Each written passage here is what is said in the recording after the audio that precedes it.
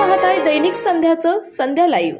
नमस्कार, मी गौरी, आपण पाहत आहात संध्या लाईव्ह। मनोज जरांगे पाटील यांच्या उपोषणाला समर्थन देण्यासाठी सकल मराठा समाजाकडून बुधवारी दिनांक 14 फेब्रुवारी रोजी महाराष्ट्र बंदची हाक देण्यात आली आहे। मराठा क्रांती मोर्चा आणि सकल मराठा समाज पिंपरी चिंचवड शहराच्या वतीनेही शहर बंद ठेवून शांततेत पाठिंबा देण्याचं आवाहन करण्यात आलं आहे। जरांगे यांना पाठिंबा देण्यासाठी या दिवशी भव्य दुचाकी आणि चारचाकी फेरीचं आयोजन करण्यात आलंय।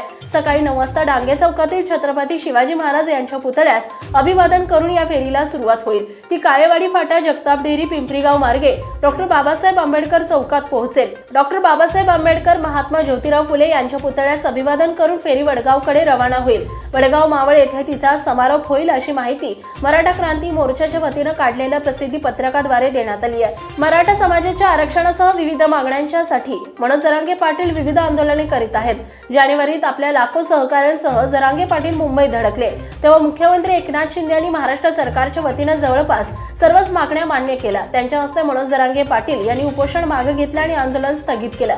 सगळे सोयरे यांना जात दाखले देण्याचा अध्यादेश काढला, त्याचे कायद्यात रूपांतर व्हावे, तसेच अंतरवाली सराटीसह महाराष्ट्रातील विविध ठिकाणी आरक्षण आंदोलकांवर दाखल केलेले गुन्हे मागे घ्यावेत। सरकारनं मराठा समाजास दिलेल्या आश्वासनांची पूर्तता करावी, राज्य विधिमंडळाचे विशेष अधिवेशन बोलवावे, यासाठी मनोज जरांगे पाटील गेल्या 3 दिवसांपासून अमरण उपोषण करतायत। त्यांना समर्थन देण्यासाठी सकल मराठा समाजाकडून बुधवार दिनांक 14 फेब्रुवारी रोजी महाराष्ट्र बंदची हाक दिली आहे। या बंदला मराठा क्रांती मोर्चा आणि सकल मराठा समाज पिंपरी चिंचवड शहराच्या वतीनं पाठिंबा दिला आहे।